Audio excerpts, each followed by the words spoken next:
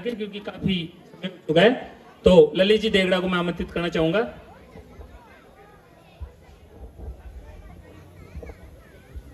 सर्वप्रथम मां शारदे को प्रणाम, सभी शिक्षकों को प्रणाम। साथियों, इस मंच के ऊपर जो चार चांद लगाने का जो कार्य हो रहा है, सांस्कृतिक प्रोग्राम हो रहे हैं, तो ये सब शिक्षकों की ही देन है, क्योंकि इन्होंने पिछले 5-6 दिनों से कठिन प्रयासों के बाद आज ये परिणाम आपको देखने को मिल रहा है। सभी शिक्षकों को मैं बहुत बहुत प्रणाम करता हूं, और आप जो सभी ग्रामवासी है, आपकी उपस्थिति को भी मैं सादर प्रणाम करता हूं। मैं इस स्वतंत्रता दिवस के ऊपर जो कहना चाहूंगा वो ध्यान से सुन लेना, लेकिन पहले मैं गुजारिश करना चाहूंगा कि जब तक मैं बोलूंगा तब तक कोई उठ के बाहर नहीं जाएगा, हिलना ही मत, जहां बैठे हो ना वहीं बैठे रहना। और ये जो बाहर भी खड़े हैं ना, अंदर आके बैठ जाओ, लाडू मिलने वाले हैं आपको, ठीक है। सबसे पहले इस स्वतंत्रता दिवस के ऊपर मैं उन वीर शहीदों को प्रणाम करना चाहूंगा जिन्होंने इस देश की खातिर अपने प्राणों को न्यौछावर कर दिया।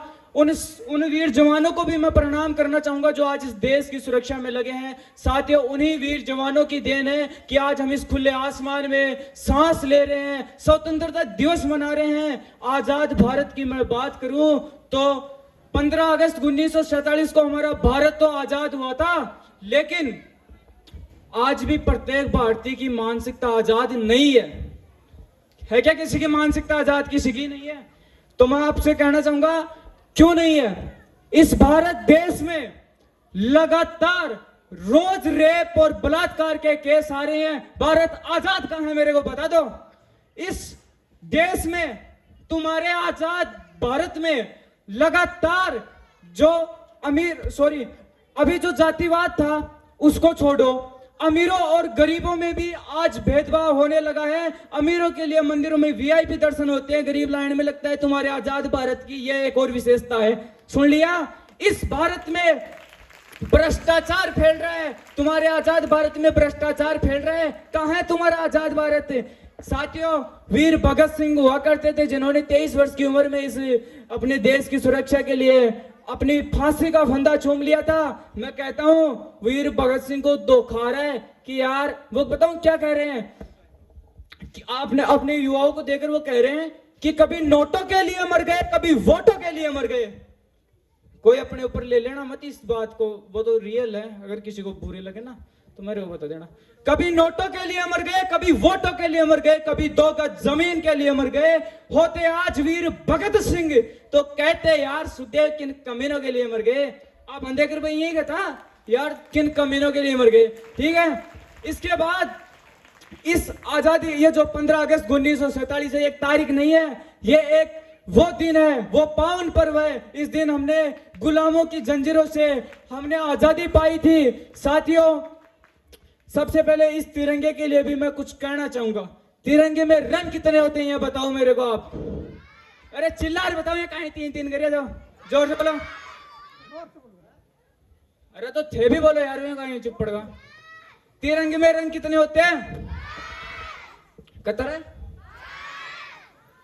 यही क्वेश्चन एक विद्यालय की घटना थी, जब एक विद्यालय में अध्यापक ने बच्चों से प्रश्न किया कि तिरंगे में रंग कितने होते हैं। किसी ने बोला 3, किसी ने बोला 4। एक आप ही के जैसा छोटा सा टाबर खड़ा हुआ और क्या बोला कि गुरुदेव तिरंगे में 5 रंग होते हैं। ए मंडली बना मन बैठो, बात मन करो, तो बात सुनो, कान खोल रहे ना भाई साहब, बात सुनो, ठीक है। वो एक बच्चा खड़ा हुआ और बोला कि तिरंगे में 5 रंग होते हैं। अध्यापक अचरज में पड़ गया कि यार 3 रंग होते हैं तो अशोक चक्कर का भी जोड़ ले, 4 रंग होते हैं तो 5 कहां से ले आया? तो राजस्थान के शहीद का बेटा आंखों में अंगारे भरकर बोलता है, गुरुदेव मेरे पिता ने इस तिरंगे की शान के लिए अपनी जान दे दी, वो लाल खून का रंग कैसे भूल जाऊं? अभी भी आपसे ताली नहीं बज रही ना, कोई मतलब नहीं है, भाग जाओ यहां से। अरे ताली बजाओ। अभी तो आपको अपने आप से भी परिचय करा के जाऊंगा। बोधराम जी सर ने बोला टाइम की सीमा, टाइम तो वैसे चलता है। आपको अपने आप से परिचय करा जाऊंगा कि तुम कहां थे और कहां जाओगे। वो तो पता है आप कहां जाओगे, मेरे को भी पता है और आपको भी पता है ना। दूसरी बात, इस तिरंगे में रंग कितने होते हैं? 3। लेकिन कौन सा रंग किस बात का संकेत है वो कोई बता सकता है क्या? तिरंगे में केसरिया रंग होता है, सफेद रंग होता है, हरा रंग होता है।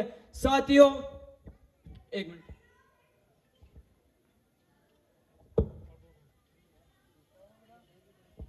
इस तिरंगे में 3 रंग होते हैं कि केसरिया रंग बलिदानी की कहानी का है, अमर शहीदों की जवानी है तिरंगा। शुभ्र सफेद रंग सिख लाता, सुपर सफेद रंग शांति का द्योतक है, हरा रंग सिख लाता प्रकृति से प्रेम करो, धरती माँ की सुनर दानी है तिरंगा।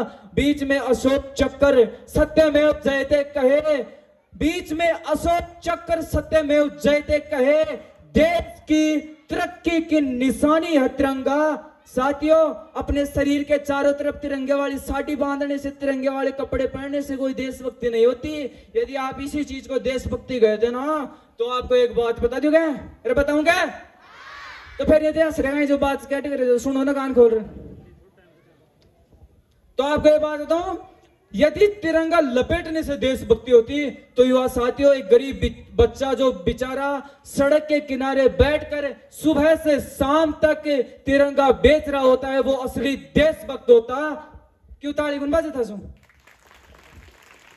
अब मैं इसे कुछ पंक्तियां लेके आया हूं आपके सामने कि जो आप कहां थे और आप कहां हैं। आपको मजा भी आएगा, अच्छी भी लगेगी, और आप सुन भी लेना, ठीक है? सबसे पहले कि वो एक तालियां बजाने के लिए बोल रहा हूं कि तालियां वही बजाते हैं जिनके सीने में दम होता है, वरना रोने वालों के हिस्से में तो सिर्फ गम होता है। जरा दोनों हाथ उठाकर बैठा दो, किसमें कितना दम है। एक जोरदार ताली में बता दो कि यहाँ जोर कम नहीं है, यहाँ जोर कम नहीं है। अपनी जो कविता है वो कुछ यूं है, आपको सुना देता हूं कि आज के युवक कैसे हो गए कि बुजुर्गों का लाज नहीं, खुले में बीड़ी पीते हैं, माँ को धक्का मारते, सासू को मम्मी कहते हैं, पाप दोख भूल गए, हाय हेलो अब करते हैं, रक्षाबंधन छोड़ दिया यारो, वैलेंटाइन डे अब मनाते हैं, छाछ राबड़ी भूल गा, अब दारू गोल्ड फ्लैग उड़ाते हैं, औरत घूंघट भूल गई, नजरों से नजर मिलाती है, कॉलेजा की छोड़ो बाता, स्कूल का छोर छोरा प्रेम कहानी रच रहा छे, और इलिए भारत की संस्कृति का बेड़ा गर्क होता जा रहा छे। आज के नेता कैसे हो गए? नेता भी ध्यान दे लेना बातों के ऊपर कि भारत सोने की चिड़िया कहला तो व्यापार गणेरा हो चा, विश्व गुरु कहला तो भारत विवेकानंद जी रहवचा, भगत सिंह आजाद की धरती तिलक गोखले रहवचा, रहता लाल बाल पाल बहुत सरीका नेता छा, विजय लक्ष्मी पंडित तात्या जैसा नेता छा, आजाद कर बातानी बस सीना पर गोली खाओ चा, और काई करचा बताऊंगे काई करचा आज के नेता कि गाय भैंस तो खाता दे कि यारो नेता भी चारों खा रहे छे। अरे ताली बजाओ, गाय भैंस तो खाता दे कि यारो नेता भी चारों खा रहे छे, और इलिए भारत की संस्कृति का बेड़ा गलत होता जा रहा है। अरे चोला पजामा पेट ढोल पास कोई नेता को बने देता ध्यान हो दो हैं। साथियों, अपनी जो बात है वो एक बार फिर से दोहराऊं कि चुनाव का समय आ रहा है, बोतलों में मत बिक जाना, यानी कि बोतलें बांटे उसको वोट मत दे देना। अपने आने वाले 5 साल के भविष्य का चुनाव किसी अच्छा प्रत्याशी को देकर उसे विजेता बनाना। और आपसे एक बात और कहूंगा कि ताने भाई सर, आज आपको वो स्वतंत्रता दिवस के ऊपर वो बांटे होंगे पुरस्कार समारोह, मैं कहूंगा कि प्रतिशत लाना कोई मायने नहीं रखता। आप रट कर यदि 99% ला रहे हो, 95 ला रहे हो, कभी भी मायने नहीं रखेगा।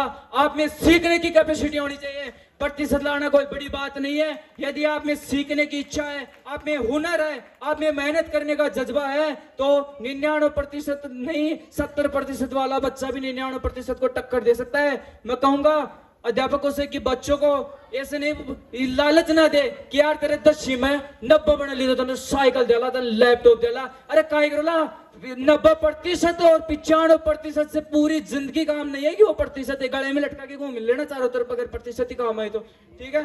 तो उसके बाद मैं आपको बता दूं कि जो अपना जो भारत देश है, इस भारत देश पे 200 अंग्रेजों ने 200 वर्षों तक राज किया था।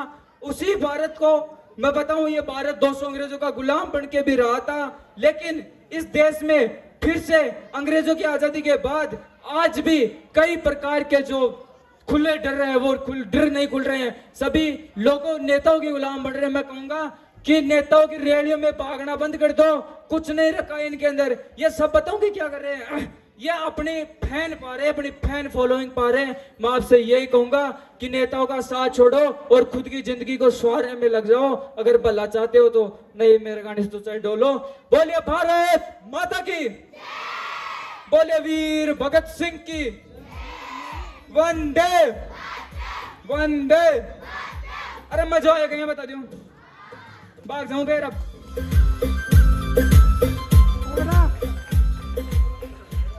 बहुत बहुत। और अपने अपने विचार किस संदर्भ में कोई पेश करता है उसे मंच को अन्यथा न लें, क्योंकि अपने अपने विचार होते हैं, कैसे भी व्यक्त करें।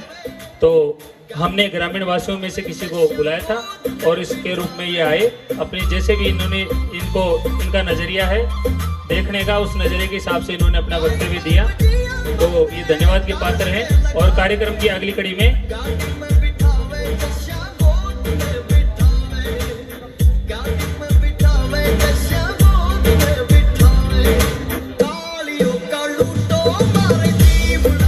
और इन्हें ललित जी की तरफ से कक्षा 5, 8 और 10वीं के अंदर जिनका परिणाम उत्कृष्ट रहा है, इनकी तरफ से उनको जो इनाम राशि